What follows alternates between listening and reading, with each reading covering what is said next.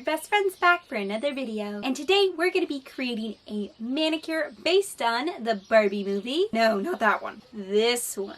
The best piece of media that Mattel has ever created. Barbie as the Princess and the Pauper. Today I'm going to be using the color scheme of Annalise. So why don't we get started? I'm going to be designing the stiletto press-on nails that I got from the Temu. Gee, I need somebody to help me out and hold these press-on nails. So Slap's going to help me out with it. Pulling inspiration from Annalise's dress. I'm going to use this light pink color. Gotta say, one of the nicest colors from the color wheel. Painted a thin layer of it on, then I flipped the nails. Let that gel even out, then I cured it in the lamp for 60 seconds. Then I just repeated myself and painted another coat on. If my voiceover sounds different, I am voiceovering in a different place because I can't make it to the filming cat camper to voiceover because I broke my toe.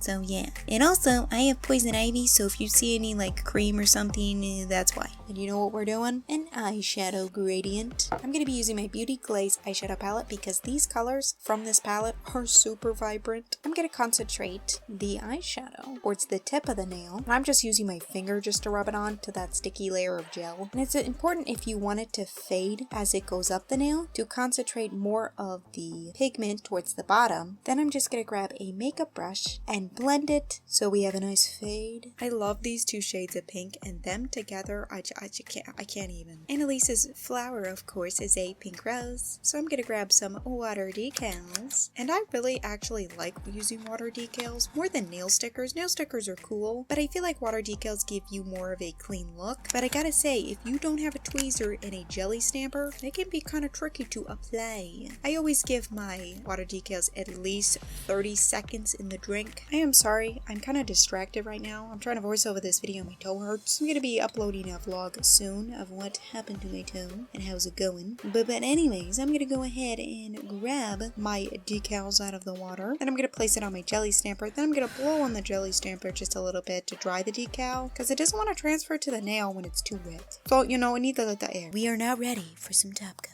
I'm going to go ahead and apply that to my nails. Then I'm going to turn my nails over to even out the gel. And while that is curing in the lamp, I just want to take a few minutes to say what the character Barbie means to me. I grew up in the early 2000s era of Barbie, which means the Mattel movies such as the Nutcracker, Swan Lake, and of course, the greatest movie ever made, Barbie and the Princess and the Pauper. I would really enjoy seeing a live action movie based on the Swan Lake Barbie movie because I think that would be an awesome real life to fantasy film. In the beginning of the original Barbie Swan Lake animated movie, you see Barbie talking to Kelly, and to me, that scene really describes Barbara perfectly, being the character that is like that older sister that kids can look up to. I know I looked up to her when I was little and I watched that, so that is the character Barbie to me, and maybe a live action Barbie of Swan Lake could have some elements from the 2015 Cinderella movie because that movie's visual and fantasy was very good, and I would love to see a Swan Lake version.